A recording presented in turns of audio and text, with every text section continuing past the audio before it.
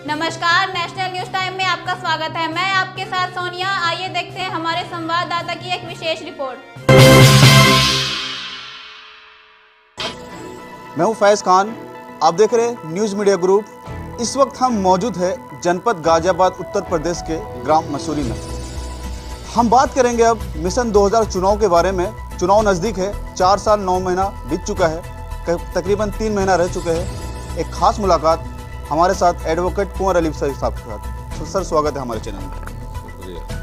Sir जी, अभी mission 2022 में जो महंगाई इस समय जो भारतीय जनता पार्टी बढ़ा रही है, महंगाई कंट्रोल नहीं हो पा रही है। गैस सिलेंडर बहुत ऊंचाई पे पहुंच चुकी है, बिजली की बिल भी बढ़ रही है, लोगों की समस्या ही समस्या। और इसके बारे में हम आपके साथ मिलने आए हैं, इसके बारे में हम थोड़ा जानकारी लेंगे आपसे। देखिए, जब से भारतीय जनता पार्टी की सरकार बनी है तब से महंगाई जो है दुगनी हो गई है। चाहे डीजल हो, चाहे पेट्रोल हो, चाहे सरसों का तेल हो, चाहे खाने पीने की चीज़ें हो, दाल हो, सब्जी हो, आटा हो। और बिजली के दाम उत्तर प्रदेश में दुगने से भी ज़्यादा हो चुके हैं। जो गांव देहात का आदमी 200 रुपये 400 रुपये महीना दे करके अपने घर में बिजली इस्तेमाल करता था, आज उसका मिनिमम बिल जो है 2000-2500 रुपये आता है। गैस रसोई के दाम बढ़ गए हैं, गरीब की बिल्कुल कमर टूट चुकी है। मेरा आपके माध्यम से ये कहना है कि इस बार जनता इस महंगाई के मुद्दे पर भारतीय जनता पार्टी को सबक सिखाने का काम करेगी। भारतीय जनता पार्टी का लगातार प्रयास है और मैं बधाई देना चाहता हूँ उत्तर प्रदेश की जनता को कि जिन्होंने सरकार के प्रयासों के बावजूद आपसी भाईचारे को बनाने का काम किया, भाईचारा बना करके रखा। वरना सरकार हमेशा चाहती है कि कोई हिंदू मुसलमान का कोई ऐसा फिसाद हो जाए जिससे कि उनको दोबारा से उनकी जो वोटों की जो फसल है वो उनकी दोबारा से लहलहा जाए। भाई साहब, चुनाव जैसे कि मिशन 2022 अभी आ रही है, गठबंधन भी हो गया समाजवादी पार्टी का राष्ट्रीय लोकदल से, मगर उत्तर प्रदेश में अवैसी का आना क्यों है? क्या 100 सीटों पे चुनाव लड़के अपनी सत्ता बनाएगी या चुनाव में अपनी माहौल बिगाड़ेगी? ऐसा है, ये डेमोक्रेटिक सेटअप है। डेमोक्रेटिक सेटअप में आप पिछले चुनाव को अगर देखिए तो शिवसेना भी उत्तर प्रदेश में चुनाव लड़ी और शिवसेना ने भी कहा कि हम लड़ेंगे। शिवसेना ने जहाँ जहाँ भारतीय जनता पार्टी लड़ती है वहाँ शिवसेना भी लड़ती है और भी बहुत सी ऐसी हिंदू जो बैकग्राउंड की पार्टियां हैं वो चुनाव लड़ती हैं। लेकिन जनता जो फैसला है वो स्थानीय मुद्दों को और स्थानीय राजनीति को ध्यान में रख करके फैसला करती है।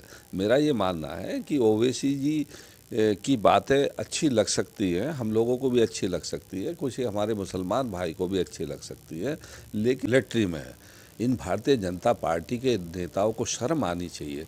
और मैं तो कहना चाहता हूं कि चूँकि वो हम लोगों की सभ्यता नहीं है, लेकिन जितना नीचता का काम, जितनी घटियापन, जितना कुछ, जितने सख्त शब्द हो सकते हैं वो इनके लोगों के लिए इस्तेमाल करने चाहिए। और भारतीय जनता पार्टी ने आज 300 दिन से ज़्यादा हो गया, 300 दिन से गर्मी सर्दी तीसरा मौसम आने वाला है। तीसरे मौसम में पूरी बरसात सर पर उतरी, पूरी गर्मी 45 के टेम्परेचर पर हमारा किसान वहाँ बैठा रहा। ऐसी कोई सरकार आपने देखी होगी? लेकिन चूँकि इन सरकारों को भारतीय जनता पार्टी का एकमात्र लक्ष्य बड़े व्यापारियों की मदद करना है, उनको पैसा कमवाना है, इसलिए इनको किसी की परवाह नहीं है। ये जानते हैं कि धर्म के नाम पे वोट लोगों ने इन्हें दिया, फिर धर्म के नाम पे वोट मांगने का काम करेंगे। लेकिन मेरा ये मानना है कि इस बार भारतीय जनता पार्टी के जो किसानों के साथ इन्होंने रवैया करा है, जो जुल्म और जाति की है, उसका खमियाजा किसान भाई इनको गाँवों में अब के सबक सिखाने का काम करेंगे और भारतीय जनता पार्टी को भगाने के लिए किसान पूरी तरीके से तैयार है। धन्यवाद अय्यूब अली साहब।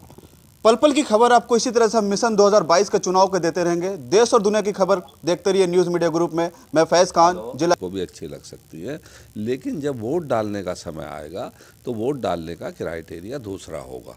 और मैं अपने भाइयों से भी उत्तर प्रदेश के सम्मानित जागरूक मतदाताओं से अपील करना चाहता हूं कि उत्तर प्रदेश के जागरूक मतदाता अपने स्थानीय मुद्दों को, स्थानीय समीकरण को ध्यान में रख करके इस बार वोट डालने का काम करेंगे। तो बदलाव के लिए देश बदलाव चाहती है, तो कौन सी पार्टी ऐसी है जो कि बदलाव में देश के साथ देगी और विकास करेगी? देखिए, ऐसा है कि उत्तर प्रदेश में जो समाजवादी और पार्टी और राष्ट्रीय लोकदल का जो गठबंधन है, अगर वो गठबंधन होता है तो मुझे पूरे प्रदेश की जानकारी नहीं है, लेकिन मैं पश्चिमी उत्तर प्रदेश के बारे में ये ज़रूर कह सकता हूँ कि पश्चिमी उत्तर प्रदेश में जहाँ राष्ट्रीय लोकदल जिस पार्टी के साथ खड़ा होगा वो ही पार्टी गठबंधन में रहेगी और वो ही पार्टी भारतीय जनता पार्टी का मुकाबला कर सकती है। क्योंकि आप ईमानदारी से अगर नज़र घुमा करके देखिए कि जो हमारा नाराज़ वोटर जब भारतीय जनता पार्टी के पास चला गया तो तभी भारतीय जनता पार्टी की पश्चिमी उत्तर प्रदेश में जीत हुई। आज वही हमारा सारा वोटर, किसान, मजदूर, वो सब हमारे साथ वापस आ गया है। इसलिए मैं दावे के साथ कह सकता हूँ कि राष्ट्रीय लोकदल जिसके साथ रहेगा, ये तो हमारे नेता का काम है जो चौधरी जयंत जी का, कि वो किसके साथ गठबंधन करते हैं, किसके साथ गठबंधन नहीं करते हैं, लेकिन जिसके साथ भी गठबंधन करेंगे निश्चित तौर पर पश्चिमी उत्तर प्रदेश में वो गठबंधन भारतीय जनता पार्टी को पटकनी देने का काम करेगा। जैसा अयूब साहब, हमारा आखिरी सवाल है, इस समय पिछले 9 महीने से गाजीपुर बॉर्डर में किसान जो बैठे हुए 3 काले कानून को लेकर, इसके मामले में सरकार क्यों काम नहीं कर रही है? क्यों भारतीय जनता पार्टी उनका हक ना दिला रही है?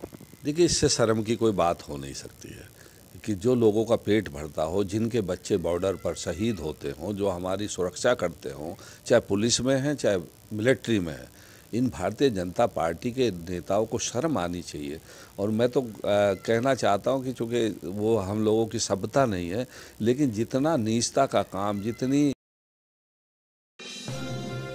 ये तो थी हमारे संवाददाता की एक विशेष रिपोर्ट। हमारे चैनल के साथ बने रहने के लिए आप हमारे चैनल को लाइक करें, सब्सक्राइब करें और बेल आइकन को दबाना ना भूलें। धन्यवाद।